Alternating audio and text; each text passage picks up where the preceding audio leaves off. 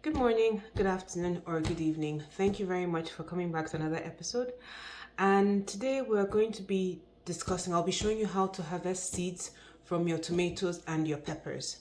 But before we embark on the journey, I would like to say a sincere thank you to all of you. You guys have been so amazing. Thank you for the calls. Thank you for the feedback. Thank you for the support. I'm just overwhelmed with the support I have gotten so far. It's given me the courage to continue on this journey. So stay tuned. I'll be showing you how to harvest tomato seeds and pepper seeds from peppers and tomatoes. Okay, some of you might start watching and go, I know this is not for me. Don't worry, I've got you covered. For those of you that don't want to go through the process of harvesting your seeds, you can buy your seeds from different sources. In my description, or there, you can actually see a link to where you can actually get tomatoes and pepper seeds. And it's a combination pack that has a mix of different types of peppers and different types of tomatoes. So it's more like 6 in 1. Those will come in handy.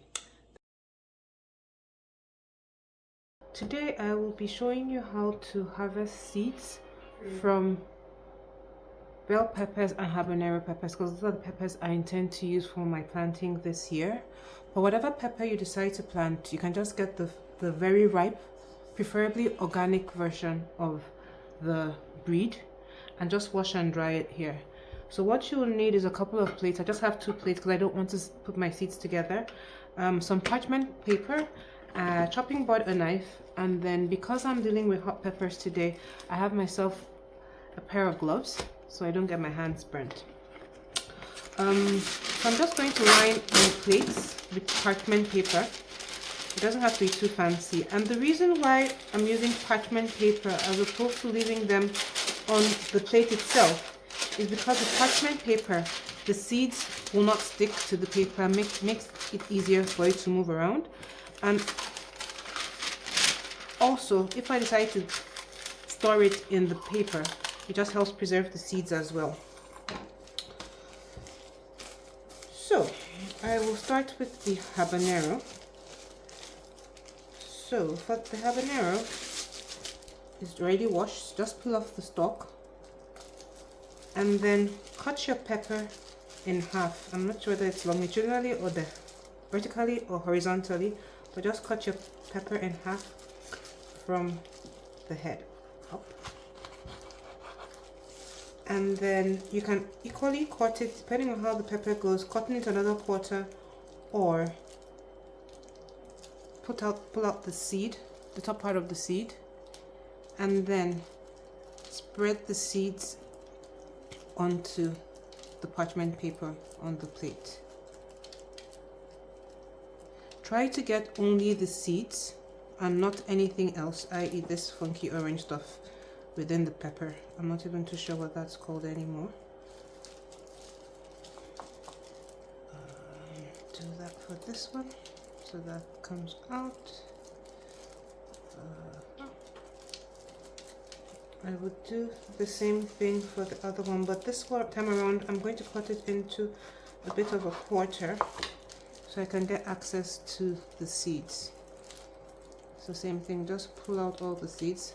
And the beautiful thing about peppers is that with peppers, one pepper gets you a lot of seeds.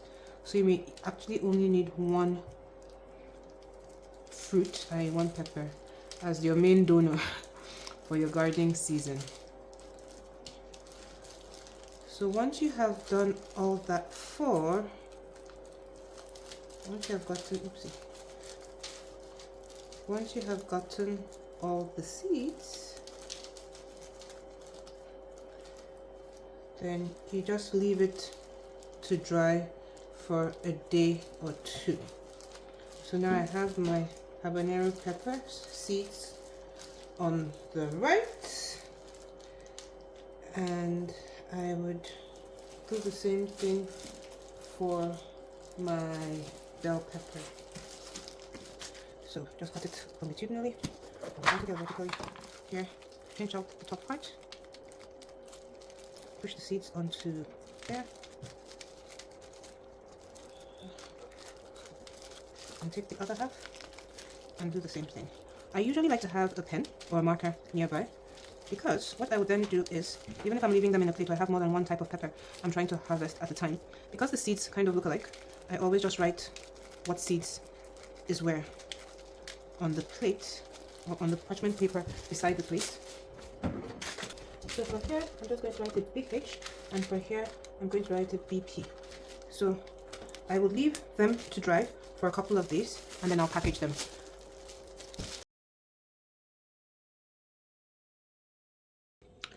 Okay, so now the seeds have dried. Remember the habanero seeds that and the seeds that we harvested the last time. So I usually put them inside Ziploc bags. So what I would do here, just cut a snip, label it, label it habanero, and store them inside the Ziploc bag.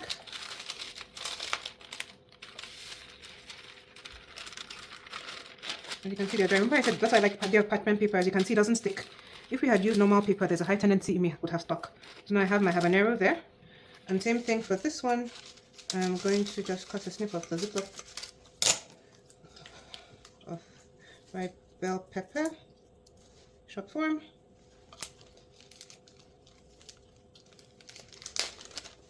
Put it in the Ziploc bag.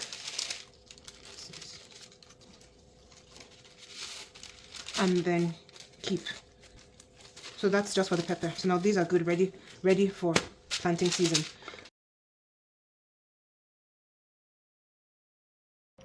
Okay, tomatoes are a little bit different in terms of harvesting. For tomatoes, you would need to have, same thing, chopping board and knife, your tomatoes, but also a bowl that preferably has a lid or a cover.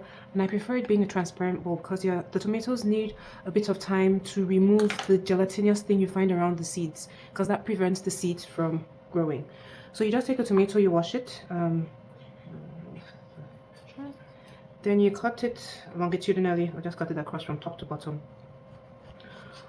When you do that, you may want to cut it into quarters to get access to more of the seeds. And you can see the seeds are in this corner, and you can see they have the gelatinous thing I was talking about. Just scrape or scoop your seeds into a bowl. Same thing here. You can just use a knife. Some people prefer using a spoon. I prefer using a knife. I just find it makes it a little bit more easier to get into the nooks and crannies of the tomato to scoop out the seeds. That's the other side as well. You get the seeds. This one I think I'm going to divide it a little bit more just to get access to more seeds. And then you put that in. Get a bit more of those. Just get the seeds. You don't have to get all the seeds in the tomatoes. Sometimes I can be a bit OCD in trying to get everything that is there. So just scoop it out. Yes, you can see it's a bit watery and with the gelatinous thing, but don't worry about that, because the intent here is to keep the seeds in water so that you can actually rinse out the gelatinous things around the seeds, because that's what prevents the seeds from growing or germination. It halts the germination process. So I'll do the same thing for this tomato as well. This one seems to have a lot more seeds, so I'll remove that big gunk that just fell in. Remove the seeds as best as I can. Here, and move it in. Okay, I will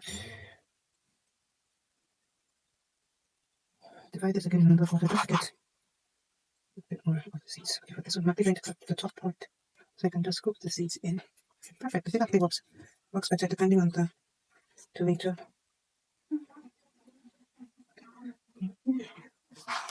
And the good thing about deseeding tomatoes at home is that the scraps, i.e., edible part, you still get to eat it. So nothing is wasted, nothing lost, nothing wasted, nothing broken. So that is it. So when you scoop all your tomatoes together, then what you do next is put in some water into the bowl. And this is why, as I mentioned, I prefer having transparent bowls, just so I can see what's happening in there. So you can put some lukewarm water into there, and then just cover your bowl,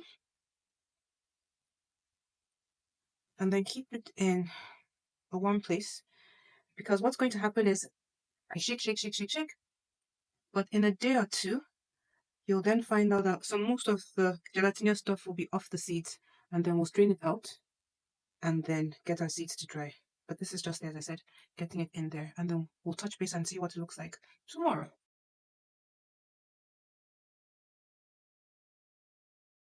I then drain out the water.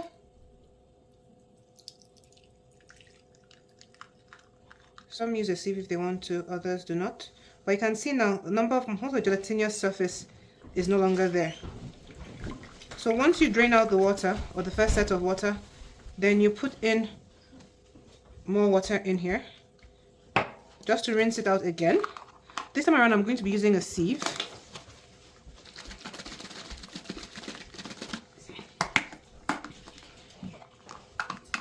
I know the tomato seeds are a lot more difficult than the pepper seeds. So I've strained it out.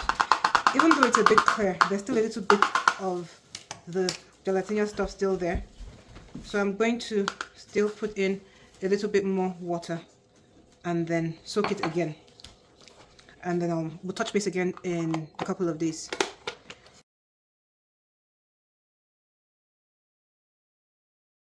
Couple of days, I think 3 days to be exact, since we soaked our tomato seeds in the bowl. So when you're ready to harvest the seeds, what you do is you just put in a sieve to rinse.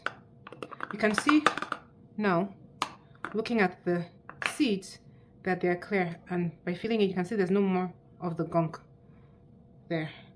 If you find that it's a little bit gunky or slimy, you can just put a little bit of water to rinse out the seeds, and then you patch it onto the parchment paper for it to dry. When you put it on the parchment paper, try as much as possible to spread it around, because of course when it dries it's going to end up sticking and you don't want your seeds sticking to each other. So once you leave that, spread it around. It's a bit sticky, but spread it around as best as possible, and then you leave it for another couple of days to dry, and then once they're dry you can baggage them and get ready for planting.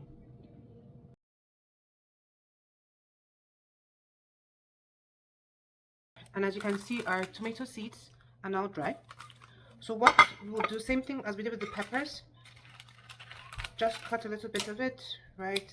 Like this was Roma, this is Pishi. Put it in a Ziploc bag, and then